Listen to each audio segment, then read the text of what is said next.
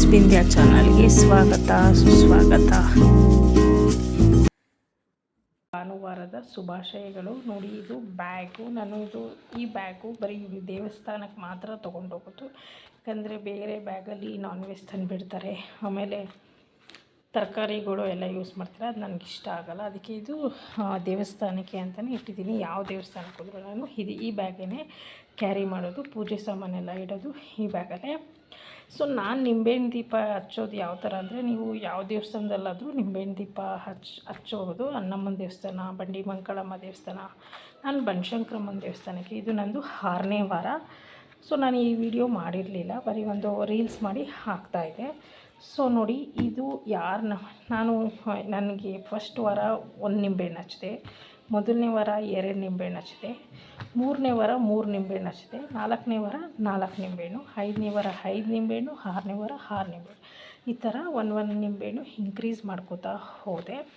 So ನಂದೊಂದು ದೊಡ್ಡ ಕೋರಿಕೆ ಇತ್ತು, ಆ ತಾಯಿ ಜಗನ್ಮಾತೆ ಬನಶಂಕರಮ್ಮ ನೆರವೇರಿಸಿದ್ದಾರೆ. ಸೊ ಅದಕ್ಕೋಸ್ಕರ ನಾನು ಇದು 6 ನಿಂಬೆಹಣ್ಣು 9 ವಾರ ಹಚ್ತೀನಿ, 9 ನಿಂಬೆಹಣ್ಣು ಅಂತ ನಾನು ಆ ಅಮ್ಮನ ಸನ್ನಿಧಾನದಲ್ಲಿ ಕೇಳ್ಕೊಂಡಿದ್ದೆ. ಸೊ ನಾನು ಯಾವ ರೀತಿ ನಿಂಬೆಹಣ್ಣು ಹಚ್ತೀನಿ ಅಂದರೆ ಅವರವರ ಇದಕ್ಕೆ ಬಿಟ್ಟಿದ್ದು. ಕೆಲವರು ಹೇಳ್ತಾರೆ 5 ಹಚ್ಚಬೇಕು, 9 ಹಚ್ಚಬೇಕು ಅಂತ. ಸೊ ನನ್ನ ಮನಸ್ಸಿಗೆ ಇಷ್ಟ ಆಗೋ ಥರ ನಾನು ಪೂಜೆ ಮಾಡೋದು. ಸೊ ಹಾಗಂತ ನಾನು ಬೇಕಾಬಿಟ್ಟಿ ಮಾಡಲ್ಲ, ಅದಕ್ಕೂ ಶುದ್ಧವಾಗಿ ಮಾಡ್ತೀನಿ. ಸೊ ಇವತ್ತು ನಾನು ಬನಶಂಕರಮ್ಮನಿಗೆ 4 ಗಂಟೆಯಿಂದ 6 ಗಂಟೆವರೆಗೂ ರಾಹುಗಾಲ ಅಂತ ಇದೆ, ಕ್ಯಾಲೆಂಡ್ರಲ್ಲಿ ನೋಡಿದೆ. ಸೊ ಅದಕ್ಕೆ ಏನು ಮಾಡ್ತೀನಿ, ಶುಕ್ರವಾರ ಮಂಗಳವಾರ ನಮಗೆ ಆಗೋಲ್ಲ, ಅಂದರೆ ಮೂರ್ತಿಯವರು ಕೆಲಸಕ್ಕೆ ಹೋಗ್ತಾರೆ, ಬಿಂದ್ಯಾ ಸ್ಕೂಲ್ಗೆ ಹೋಗ್ತಾಳೆ. ಸೊ ವೀಕ್ ಡೇಸ್ ನಮಗೆ ಆಗೋಲ್ಲ.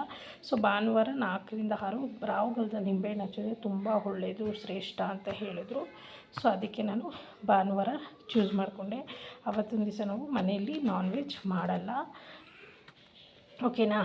ಆಮೇಲೆ ಏನೇನು ಬೇಕು ಅಂತ ಮನೆಯಿಂದನೇ ನಾನು ದೇವಸ್ಥಾನಕ್ಕೆ ಎಲ್ಲ ತಯಾರಿ ಮಾಡಿಕೊಂಡು ಸಿದ್ಧತೆ ಮಾಡ್ಕೊಂಡು ಹೋಗ್ತೀನಿ.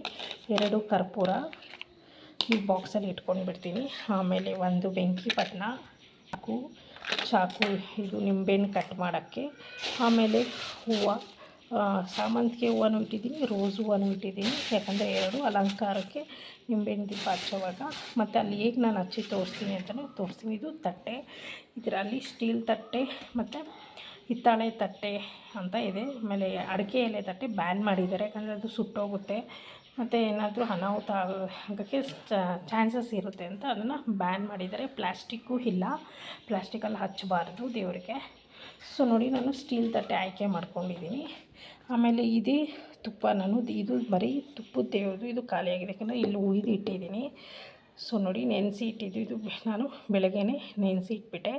ನೋಡಿ, ಈ ತುಪ್ಪ ಮಾತ್ರ ನಾವು ಹೋಮಕ್ಕೆ ಮತ್ತು ದೀಪ ಹಚ್ಚೋಕ್ಕೆ ಮಾತ್ರ ಯೂಸ್ ಮಾಡಬೇಕು, ಮನೆಗೆಲ್ಲ ಯೂಸ್ ಮಾಡಬಾರ್ದು ಅಂತ ಅಂಗಡಿಯವರು ಹೇಳಿನೇ ಕೊಡ್ತಾರೆ. ಸೊ ಇದು ಒಂದು ಈಸ್ಕೊಂಡಿದ್ದೀನಿ, ಇದು 35 ರೂಪಾಯಿ ಅಂತ ಹೇಳಿದ್ರು. ಓಕೆ, ಇದರಲ್ಲಿ ನೋಡಿ ನಾನು ಈ ಥರ ಎಲ್ಲ ನೆನೆಸಿ ಇಟ್ಟಿದ್ದೀನಿ. ಮತ್ತು ಇದಕ್ಕೆ ನಾವು ಎಲ್ಲ ಈ ಥರ ನೆನೆಸಿ ಇಟ್ಬಿಟ್ರೆ ತುಪ್ಪ ಚೆನ್ನಾಗಿ ಹುರಿಯುತ್ತೆ ಅಂತ. ಅಲ್ಲಿ ಹೇಗೆ ಹಚ್ಚೋದು ಅಂತ ನಾನು ತೋರಿಸ್ತೀನಿ. ಅಲ್ಲಿ ದೇವಸ್ಥಾನದಲ್ಲಿ ನಾನು ಹೋಗೆಲ್ಲ ನಿಂಬೆಹಣ್ಣು ದೀಪನ ರೆಡಿ ಮಾಡ್ಕೊಳ್ಳೋದು. ಆಮೇಲೆ ಇಲ್ಲಿ ಬಂದು ಇದು ಕುಂಕುಮ, ಅರಶಿನ 2 ಡಬ್ಬದಲ್ಲಿ ಹಾಕ್ಕೊಂಡು ಹೋಗ್ತೀನಿ, ಯಾಕಂದರೆ ಚೆಲ್ಲೋಗುತ್ತೆ ನಾನು, ಅದಕ್ಕೆ ಡಬ್ಬದಲ್ಲಿ ಹಾಕ್ಕೊಂಡು ಹೋಗ್ತೀನಿ ಅರಶಿನ ಕುಂಕುಮ. ಮತ್ತು ಇದು ಲೋಟ, ಏನಪ್ಪ 2 ಲೋಟ ಇಟ್ಕೊಂಡಿದ್ದಾರೆ ಅಂತ ನೋಡ್ತಿದ್ದೀರಾ, ಯಾಕಂದರೆ ನಮ್ಮ ಬಿಂದ್ಯಾ ಬರ್ತಾಳೆ, ನಾನು ಏನು ಮಾಡಿದ್ರು ನನಗೂ ಬೇಕು ಅಂತ, ಅದಕ್ಕೆ ಅವಳಿಗೂ 1 ನಿಂಬೆಹಣ್ಣು ಕಟ್ ಮಾಡಿ ಕೊಡ್ತೀನಿ, ಅವಳು ಹಿಂಡ್ತಾ ಇರ್ತಾಳೆ. ಸೊ ಇದನ್ನು ಹಿಂಡಿದ ರಸನ ನಾನು ಏನು ಮಾಡ್ತೀನಿ, ಅಲ್ಲಿ ಈಚೆ ಕಡೆ ಅಮ್ಮನ ಪಾದಕ್ಕೆ ಉಪ್ಪು ಮೆಣಸು ಎಲ್ಲ ಹಾಕಿರ್ತಾರಲ್ಲ, ಅಲ್ಲಿ ಈ ರಸನ ತೊಗೊಂಡೋಗಿ ನಾನು ಉಯ್ದುಬಿಡ್ತೀನಿ. ಸೊ ಇದು ನಾವು ಹಚ್ಚಿದ ಎಣ್ಣೆ ಏನಾಗಿರುತ್ತಲ್ಲ ಕುಂಕುಮ, ಕೈ ಒರೆಸ್ಕೊಳ್ಳೋಕ್ಕೆ 1 ಬಟ್ಟೆ ಎತ್ಕೊಂಡಿರ್ತೀನಿ. ಸೊ ನೋಡಿ, ಇಷ್ಟು ನಾನು ನಿಂಬೆಹಣ್ಣು ಆರತಿ ಮಾಡೋಕ್ಕೆ ಬೇಕಾದ ವಸ್ತುಗಳನ್ನ ತೊಗೊಂಡೋಗ್ತಾ ಇರೋದು ಬನಶಂಕರಮ್ಮನ ದೇವಸ್ಥಾನಕ್ಕೆ. ಸೊ ಅಲ್ಲೇನೂ ಸಿಗುತ್ತೆ, ಅಂದರೆ ಮನೆಯಿಂದ ಮಾಡ್ಕೊಂಡೋದ್ರೆ ತೃಪ್ತಿ ಅಂತ ನಾನು ಮನೆಯಿಂದನೇ ಎಲ್ಲ ತೊಗೊಂಡೋಗ್ತೀನಿ. ಅಲ್ಲೋಗಿ ನಿಂಬೆಹಣ್ಣು ದೀಪನ ರೆಡಿ ಮಾಡ್ತೀನಿ. ಇಷ್ಟು ನಿಂಬೆಹಣ್ಣು ಆರತಿ ಮಾಡೋಕ್ಕೆ ಬೇಕಾದ ಸಾಮಗ್ರಿಗಳು ಅಂತ ನನಗೆ ಬೇಕಾಗಿ ನಾನು ಈ ಥರ ರೆಡಿ ಮಾಡ್ಕೊಂಡು ಹೋಗೋದು. ನಿಂಬೆಹಣ್ಣು ಆರತಿ ಮಾಡೋಕ್ಕೆ ಇಷ್ಟು ವಸ್ತುಗಳನ್ನ ನಾನು ಕ್ಯಾರಿ ಮಾಡ್ತೀನಿ.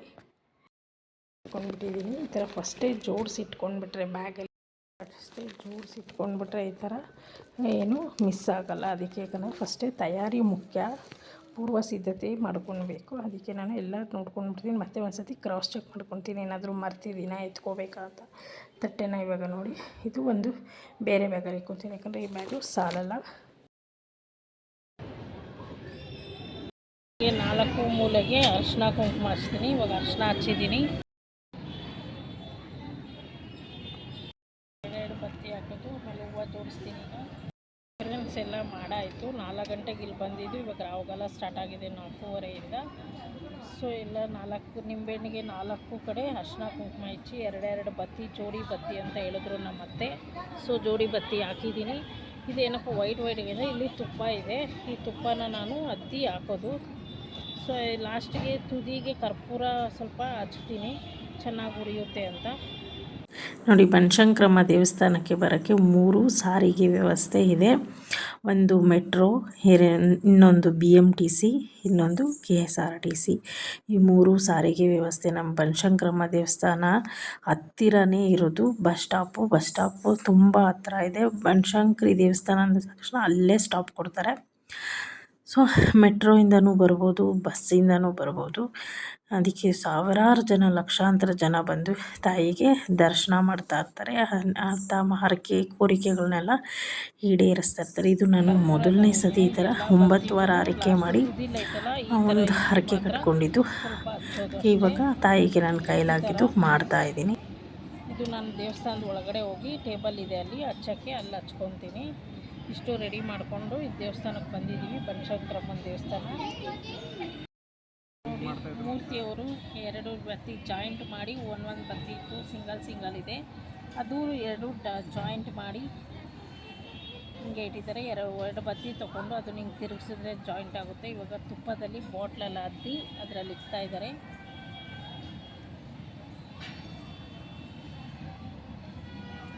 ಮೂರ್ತಿಯವರು ಬನಶಂಕರಿಯವರು, ಅದಕ್ಕೆ ಇದೆಲ್ಲ ಗೊತ್ತು ಅವರಿಗೆ ಅಲ್ಲ. ದಿನ 1 ಬತ್ತಿ ಮಾಡಿದ್ರು ಜಾಯಿಂಟ್ ಮಾಡಿ, ಇವಾಗ ಅದ್ರ ಮೇಲೆ ಸ್ವಲ್ಪ ತುಪ್ಪ ಬಿಡ್ತಾ ಇದ್ದಾರೆ. ಯಾಕಂದರೆ ಉರಿಬೇಕಲ್ವ, ಅದಕ್ಕೇ ತುಂಬ ಹೊತ್ತು ಉರಿಬೇಕು ಅಂದರೆ ಈ ಥರ ಒಂದು ಸ್ವಲ್ಪ ತುಪ್ಪನೂ ಬಿಡಬೇಕು. ಈ ತುಪ್ಪದ ನಿಂಬೆಹಣ್ಣು ದೀಪ ಹಚ್ಚಿದ್ರೆ ತುಂಬ ಶ್ರೇಷ್ಠ ಅಂತ ತುಪ್ಪದ ನಿಂಬೆಹಣ್ಣು ದೀಪ ಹಚ್ತಾ ಇದ್ದೀವಿ. ಇದು 6ನೇ ವಾರ ನಮ್ಮದು. ಅದಕ್ಕೆ 6 ನಿಂಬೆಹಣ್ಣು ತಂದಿದ್ವಿ, ಅದರಲ್ಲಿ 12 ಆಗಿದೆ.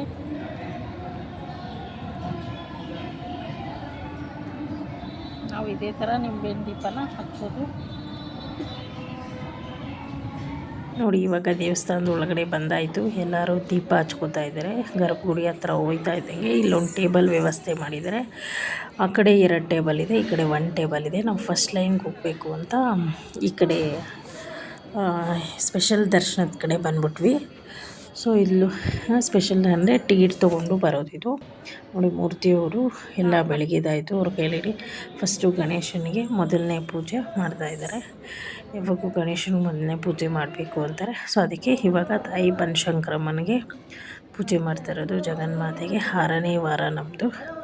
ಸೊ ನಮ್ಮ ಮುಂದೆ ಒಬ್ಬರು ಮಾಡ್ತಾಯಿದ್ರು. ಸೊ ಅದಕ್ಕೆ ನಾವು ಸ್ವಲ್ಪ ವೆಯ್ಟ್ ಮಾಡಿದ್ವಿ, ಅವರು ಮಾಡಲಿ ಅಂತ. ರಾಹುಗಾಲ ಪೂಜೆಗೆ ಎಲ್ಲ ಪುರೋಹಿತರು ಅಲ್ಲೆಲ್ಲ ಸ್ವಲ್ಪ ಹೂವು ಎಲ್ಲ ಬಿದ್ದಿರೋದೆಲ್ಲ ತೆಗಿತಾ ಇದ್ದಾರೆ. 6 ಗಂಟೆಗೆ ಮಹಾಮಂಗಳಾರತಿ ನಡೆಯುತ್ತದೆ.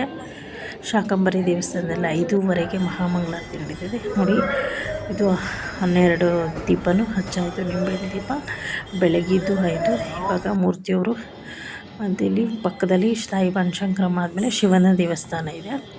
ಅಲ್ಲೂ ಬೆಳಕೊಂಡು ಕೈ ಮುಕ್ಕೊಂಡು ನಾವು ಹೊರಗಡೆ ಬರ್ತಾಯಿದ್ದೀವಿ. ಸೊ ಇದು ಹೊರಭಾಗ. ಇವಾಗ ಶಾಕಂಬರಿ ದೇವಸ್ಥಾನಕ್ಕೆ ಹೋಗ್ತಾ ಇದ್ದೀವಿ.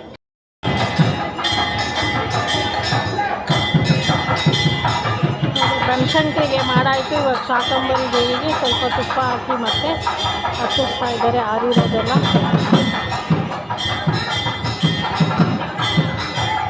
ಆಯಿತು, ಎಲ್ಲ ಹಚ್ಚಿಟ್ಟು ಈಗಿನ ತುಪ್ಪ ಎಲ್ಲ ಏನಾಯಿತು, ತುಪ್ಪ ಬೇಕಾ?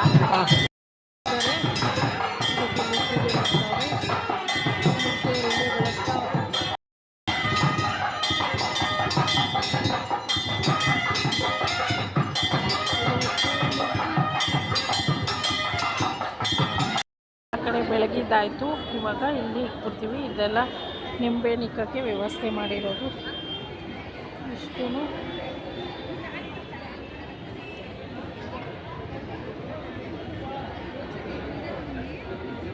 ನಿಂಬೆಹಣ್ಣು ದೀಪ ಹಚ್ಚಿರೋರು ಇಲ್ಲಿ ಇಟ್ಬಿಟ್ಟು ಹೋಗ್ತಾರೆ ಎಲ್ಲ ಬೆಳಗಾದ್ಮೇಲೆ.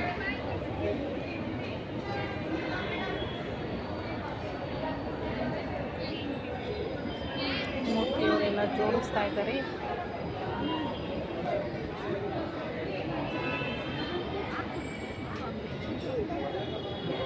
ಸುತ್ತ ನಿಂಬೆಹಣ್ಣು ದೀಪ.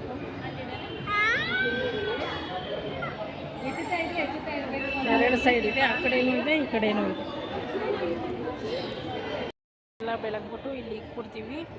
ಸೊ ಇಲ್ಲಿಗೆ ನಿಂಬೆಹಣ್ಣು ದೀಪ ಹಚ್ಚಿದ್ದು ನಮಗೆ ಇಲ್ಲಿಗೆ ಮುಕ್ತಾಯ ಆಯ್ತದೆ. ಈ ವಿಡಿಯೋ ನಿಮಗೆ ಇಷ್ಟ ಆದರೆ ಲೈಕ್ ಮಾಡಿ, ಶೇರ್ ಮಾಡಿ. ಯಾರ್ಯಾರು ನಿಂಬೆಹಣ್ಣು ದೀಪ ಹಚ್ಚೋಕ್ಕೆ ಗೊತ್ತಾಗಲ್ಲ, ಈ ವಿಡಿಯೋ ನೋಡಿದ್ರೆ ಅವ್ರಿಗೆ ತುಂಬ ಸಹಾಯ ಆಗುತ್ತೆ, ಹೆಲ್ಪ್ ಆಗುತ್ತೆ ಅಂತ ಮಾಡಿದ್ದೀನಿ. ನೋಡಿ ಇಲ್ಲೆಲ್ಲ ನಿಂಬೆಹಣ್ಣು ವ್ಯವಸ್ಥೆ ಮಾಡಿರೋದು ಹಚ್ಚಿ ಇಡೋಕ್ಕೆ.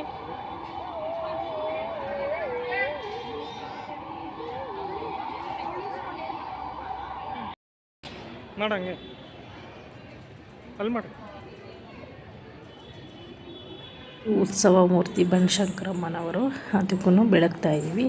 ಸೊ ಆಯಿತು, ಇವಾಗ ಅಲ್ಲಿ ಒಂದು ಟ್ರೇ ಎಲ್ಲ ಇಟ್ಟಿದ್ದಾರೆ, ಆ ಟ್ರೇಯಲ್ಲಿ ಕ್ಲೀನಾಗಿ ಇಟ್ಬಿಡ್ತೀವಿ. ನೋಡಿ ಎರಡೂ ಕಡೆ ಟ್ರೇ ಇಟ್ಟಿದ್ದಾರೆ, ಜೋಡಿಸಿದ್ದಾರೆ ಕ್ಲೀನಾಗಿ. ಯಾರಿಗೂ ಏನೂ ಅನಾಹುತ ಆಗಬಾರ್ದು, ಮತ್ತು ಅವರು ಎತ್ಕೊಳ್ಳೋಕ್ಕೆ ಕ್ಲೀನ್ ಮಾಡೋಕ್ಕೆಲ್ಲ ಚೆನ್ನಾಗಿರುತ್ತೆ ಅಂತ ಈ ಥರ ವ್ಯವಸ್ಥೆ ಮಾಡಿದರೆ ಎಲ್ಲ ಅನುಕೂಲ ಇದೆ ಈ ದೇವಸ್ಥಾನದಲ್ಲಿ.